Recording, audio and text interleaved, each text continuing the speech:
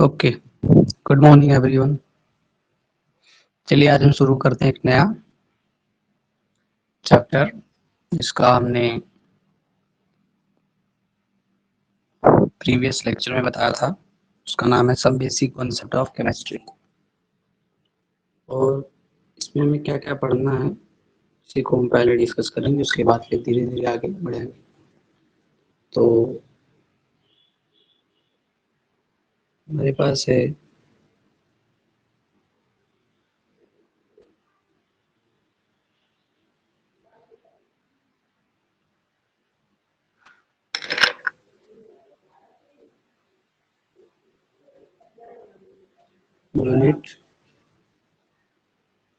Unit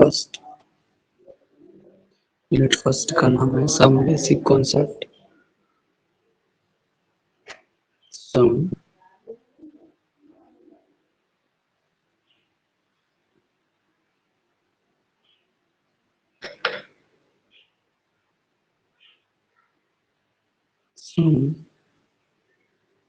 basic concept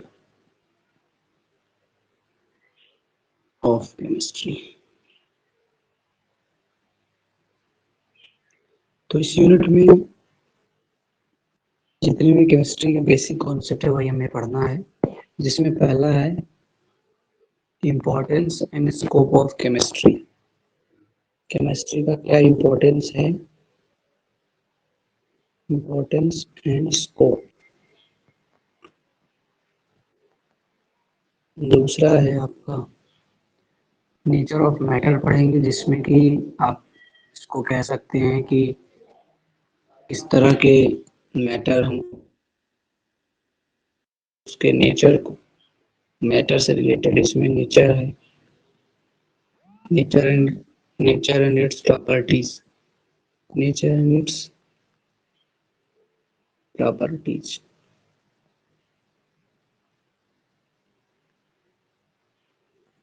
तो ये चीजें हैं।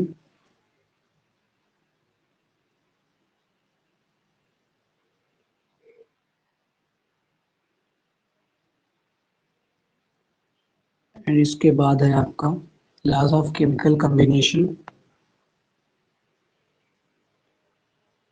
Laws of chemical combination, laws of chemical combination, जिसमें बहुत सारे लॉज हम पढ़ेंगे। ठीक है, फिर डाल्टन्स एटॉमिक थ्योरी है, डाल्टन्स एटॉमिक थ्योरी बहुत इम्पोर्टेंट है, इसको भी हम डिस्कस करेंगे। उसके बाद है इसमें concept of elements, atoms and molecules. मतलब आप ऐसे समझो एलिमेंट्स पढ़ने हैं हमें, एटम्स पढ़ने हैं, मॉलिक्यूल्स पढ़ने हैं, इन तीनों डिफरेंसेस। ठीक है, यही है। उसके बाद आपका मूल कॉन्सेप्ट रिलेटेड है। उसके बाद आपके पास मूल कॉन्सेप्ट है, इस मूल कॉन्सेप्ट से रिलेटेड है molar mass, molecular mass, stoichiometry and calculation based study, इसको हम बाद में डिस्कस करेंगे। तो मूल कॉन्सेप्ट ही है पूरा रिलेटेड, ऐसे कह सकते हैं कि लास्ट टॉपिक आपका मूल कॉन्सेप्ट ही है, और इसी मूल कॉन्सेप्ट के बारे में हमें सब कुछ पढ़ना है। तो हमने देखा कि हम स्टार्ट करेंगे कि बेसिक कॉन्सेप्ट्स क्या हैं और importance and scope of chemistry, matter के बारे में पढ़ना है। तो चलिए शुरू करते हैं।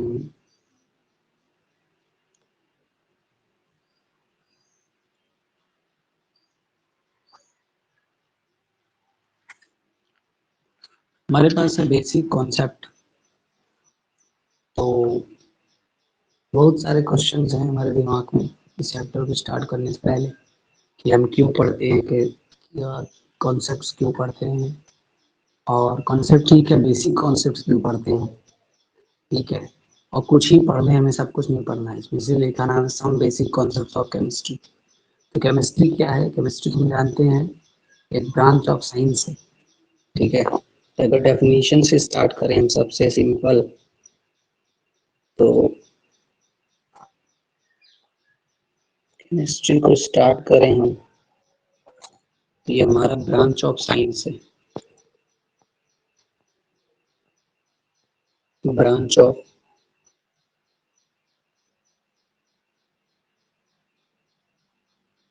ऑफ साइंस है ये।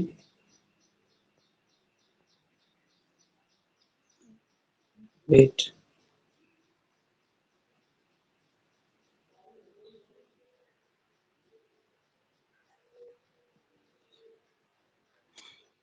ब्रांच ऑफ साइंस है। सबसे पहले तुम्हें पता होना चाहिए कि ये ब्रांच ऑफ साइंस है,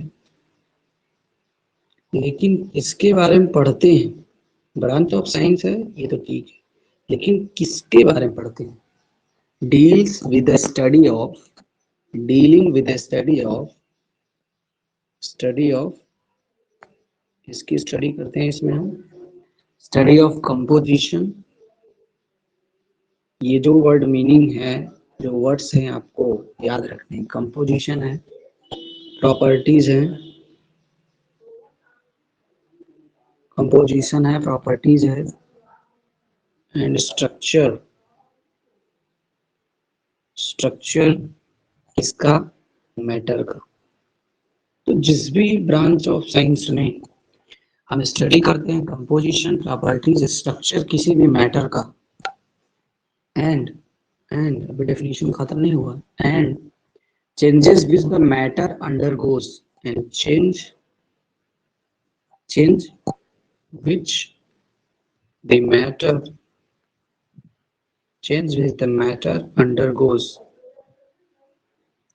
the matter undergoes, ये प्रॉपर डेफिनेशन है, ठीक है। undergoes, under different conditions।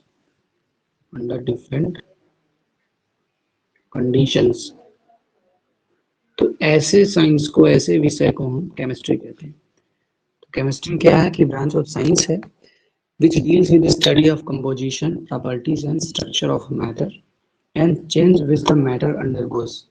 मतलब किसी भी पदार्थ की हम कंपोजिशन की, किससे मिलकर पदार्थ बना है, उसके गुण क्या है, उसका स्ट्रक्चर क्या है, और पदार्थ में किस तरह का बदलाव आता है अलग अलग कंडीशंस के हिसाब में, और उसके नियम क्या है। इसमें आप एक पॉइंट प्लस कर लीजिए, प्लस लॉज। लॉज मतलब नियम, किस नियम से ये सारे चेंजेस होते हैं। Laws by which, laws which govern, okay, laws which govern these changes। थोड़ा सा डेफिनेशन आपको टफ लगे, लेकिन इसको आप एक शॉर्ट में समझाते हैं। मैटर है, मैटर मीन्स पदार्थ। आपके पास पदार्थ है, पदार्थ किसी से मिलकर बना होगा। पदार्थ को सबसे क्या पढ़ेंगे इसमें, कंपोजिशन, मतलब किसी से मिलकर बना है, बना होगा तो उसकी कुछ प्रॉपर्टी होगी प्रॉपर्टी, बिल्कुल होगी। उसकी प्रॉपर्टी होगी, प्रॉपर्टी के साथ उसका स्ट्रक्चर भी होगा स्ट्रक्चर भी होगा।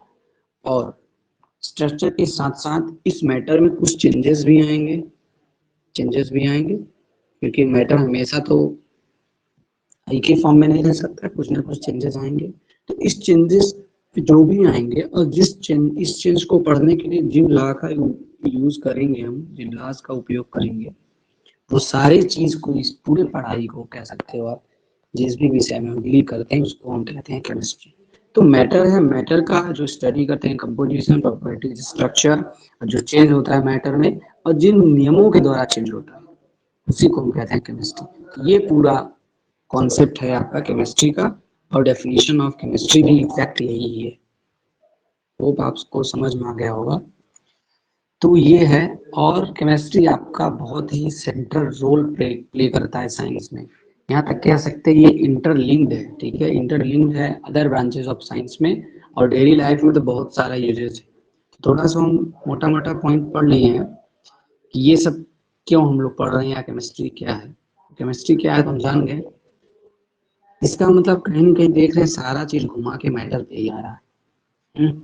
तो अब जो आपको पढ़ना है, इसमें जो क्वेश्चन उठता है वो है एप्लीकेशन ऑफ केमिस्ट्री। ठीक है, application of chemistry, application of chemistry, application of chemistry. तो एप्लीकेशन ऑफ केमिस्ट्री में आप कैसे लिखेंगे? सबसे बड़ा एप्लीकेशन इसका किस में है? आप खेतों में जो भी इंसेक्टिसाइड यूज करते हैं, फंगीसाइड्स यूज करते हैं, पेस्टिसाइड्स, तो ये सब क्या है? सारे केमिकल फर्टिलाइजर हैं। तो इसका मतलब अगर केमिस्ट्री ना होता तो आपके पास केमिकल फर्टिलाइजर्स मिलते नहीं मिलते। तो सबसे पहला आप यूज लिख सकते हैं in the chemical fertiliser, in the chemical fertilisers. कोई पूछता है कैसे केमिकल फर्टिलाइजर, सॉरी कैसे केमिकल फर्टिलाइजर, तो आप कहेंगे as a insecticide, insecticides, pesticides, pesticides, fungicides, fungicides plus एक आप लिख सकते हैं पेस्टिसाइड्स। ठीक है, तो ये किस लिए यूज करते हैं पता है? इनको यूज करेंगे तो हम भी जो भी अनवांटेड चीज हमारे खेत से कीड़े मकोड़े हैं, घास पतवार है, इनसे ये सब निकल जाएंगे। इससे होगा कि हमारे मात्रा बढ़ जाएगी फसल की और फ्रूट की। ये इसके लिए यूज करते हैं। ठीक है, आप बताइए कुरकुरे खाते हैं ना, कुरकुरे, कुरकुरे देखते होंगे, कुरकुरे का पाउच में गैस भरी रहती है, उसको बोलते हैं प्रिजर्वेटिव, उसको बोलते हैं प्रिजर्वेटिव। तो केमिस्ट्री प्रिजर्वेटिव जो यूज किया जाता है वो भी केमिस्ट्री के पढ़ाई से ही बना हुआ है। जो केमिस्ट्री जिससे ज्ञान होगा वही प्रिजर्वेटिव बना सकता है।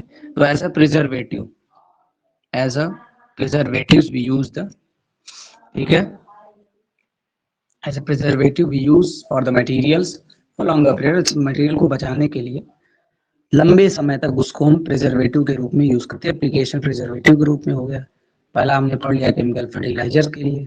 दूसरा आप देखते हैं सैनिटाइजर, जानते हो सैनिटाइजर? तो सैनिटेशन के लिए यूज भी करते हैं। अगर आपको हाथ धोना है तो आप साबुन का इस्तेमाल करेंगे, या तो डिटॉल का, या तो किसी भी केमिकल का। तो किससे बना है? केमिकल से ही बना है। कैसे बना है? जो केमिस्ट्री के पढ़े हुए लोग हैं वही तो बना पाएंगे। तो as a sanitation and better health, better health provider है, बेटर हेल्थ प्रोवाइडर। कौन प्रोवाइडर है? केमिस्ट्री। तो केमिस्ट्री क्या की है? एक सैनिटेशन बेटर हेल्थ तो प्रोवाइड किया हमको। अगर केमिस्ट्री ना होती तो क्या हम हाथ धो पाते बढ़िया से और मिट्टी से धोते? लेकिन नहीं। अब क्या है, पहले हम लोग क्या कर, पहले तो इतना साबुन केमिकल नहीं होता था। तो क्या हुआ, धीरे धीरे जो एडवांसमेंट हुआ तो हम किसका यूज कर रहे हैं? सोप का। तो आ गया आपका सैनिटाइजर आ गया। तो ये किसकी देन है? केमिस्ट्री की तो देन है।